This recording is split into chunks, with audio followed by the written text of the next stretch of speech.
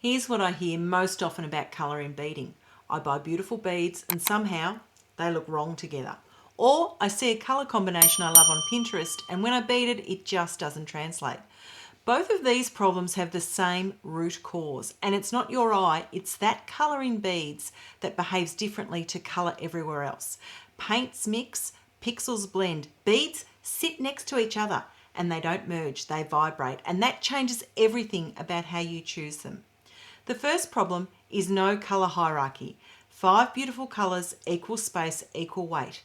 None of them read as intentional and it looks like you just used what you had. So let's have a look at the problem. So this is a piece where there is no colour hierarchy present. I made this and I remember finishing it and thinking it should be beautiful. All of the beads individually are beautiful, but together they're just muddy. There's no hierarchy. It's busy without looking interesting. There's too much similarity of the colours and the fix is the ratio. There should be one dominant colour, which is 60% of the visual space, one colour supporting as 30% and one colour of accent as 10%. And that's it. That's the whole rule. And when I look at this piece, there are equal weights of each of those 3 colours, the blue, the grey and the purple. There is no hierarchy. So here is a solution where the 60-30-10 has been clearly applied. You can see here I have 3 colours in this particular piece, the purple, the rose gold and the silver, and the dominant colour here is silver. There's predominantly more silver than any other colour. There is the 30% of the rose gold, lots of little bits of rose gold in here and around these pieces, and then the 10% highlight colour is the purple. This is where I have my ratio of 60-30-10 completely right. I'm the same maker. I've got very similar beads and they're years apart, and this is what the design eye does. It doesn't just change your work, it gives you taste and it gives you a structure to work within. Now here's the one that took me years to understand, and I don't think anyone talks about this enough in beading. Finish. The finish of beads. Matte beads absorb light. Metallic beads reflect it. AB beads scatter it. And 2 beads that are technically the same colour will read completely differently depending upon their finish. And if you're not thinking about finish as part of your colour decision, you're only making half of that decision. Here, the finish is not working for me. I have matte beads next to each other, an opaque bead here, and there's really nothing that actually isn't standing out. And they're actually competing with each other rather than supporting, particularly the 2 matte beads side by side. So here is a piece where the colour hierarchy works and the finish hierarchy works. We have matte here, we have metallic here. But of course the matte is not as dominant as what the metallic is. So the 60-30-10 rule has worked in this piece here. When I place the 2 pieces side by side, you can see the differences around the colour hierarchy and the finish works.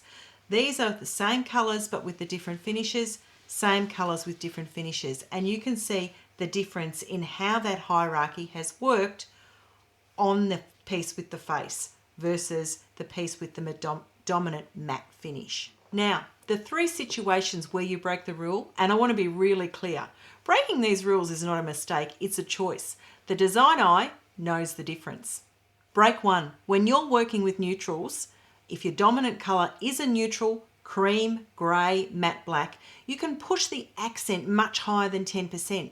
Neutrals don't fight for attention the way saturated colours do. A neutral dominant can carry a 20 or even a 25% accent without the piece feeling unbalanced. Okay. So here is a piece with a neutral dominant I've got here of about 10%, should be about black, but there's a little bit too much black in this, so I don't have the balance right of how much neutral should actually sit in this piece. And realistically, I have 3 neutral colours working together, black, rose gold and silver, and they're all of equal weight. Really should have shifted that dominance of the black here down a little bit so it's more like 10% rather than that sort of 50%. When your piece has a strong geometric pattern, this can be break too. If the structure of your stitch is doing significant visual work, a repeating chevron, a strong diagonal, a brick stitch grid, or a repeating motif, the geometry provides a hierarchy that the colour doesn't need to, and you can equalise your proportions more. So my two pieces here, this is the one where the proportion of hierarchy of the neutral is not quite right. I've actually flipped it here and I have a very strong neutral with the predominant colour. But the repeating motifs here is what is doing the heavy lifting. It doesn't matter that there's a strong dominance of a neutral of black because the colours here create that hierarchy and give it the proportion. Here we have where matte has become more dominant here and is receding here. The balance in the larger piece is more correct in the hierarchy. The balance here is incorrect. And here we have where the 60-30-10 rule is being incorrectly applied. Correct on the piece here, where equal weights of colour are on this side, becomes muddied and not as bright. So remember, there's 3 insights out of the colour edit video. Colour in beads vibrates, it doesn't blend. Every medium has its own colour logic. Beads sit next to each other, they don't merge. Saturated colours next to each other intensify and complementary colours next to each other vibrate. The 60-30-10 rule works partly because it keeps saturated colours from competing and the dominant colour has space to breathe. So there's 3 insights in the colour edit video. Colour in beads vibrates, it doesn't blend. Every medium has its own colour logic and beads sit next to each other. They don't merge like paint. Saturated colours sit next to each other and intensify. Complementary colours next to each other vibrate. And the 60-30-10 rule works partly because it keeps saturated colours from competing. The dominant has space to breathe. When it doesn't, it fights and the whole piece feels aggressive, even if every individual bead is beautiful. Number 2, finish is colour. Matte, metallic, AB, galvanised, silk, these are not texture choices, these are colour decisions. 2 identical colour beads in different finishes read as different colours in a finished piece.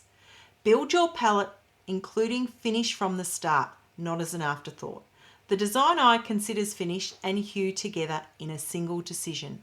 Knowing when to break the rule is the rule. 60-30-10 is not a formula, it's a default, a reliable starting point that works more often than it doesn't. The 3 situations where you break it, neutrals, strong geometry and deliberate tension, all have a logic. You break the rule for a reason, not because it felt right. That's the difference between a design eye decision and a happy accident, and both can produce beautiful work, but only one is repeatable. Here's what I want you to do before you start your next project. Pull out the beads you're planning to use, lay them out, and before you do anything else, look at the finish. Is your dominant matte or metallic? What does it do to the accent you've chosen? Just notice it. And then apply the ratio, 60% dominant, 30% supporting and 10% accent. And if something still feels off, ask yourself which of the 3 break rules might apply, neutrals, geometry or deliberate tension. One of them usually explains it. And if you're finding these design eye videos useful, the membership is where this really goes deep. The Design Eye tier gets a monthly pattern and a short exclusive project video every month, built around exactly this kind of principle. This month is on colour and it goes into territory I don't even cover in the public videos. The link is in the description. Next in the Design Eye series, contrast. It's the principle that sits underneath everything we've talked about so far.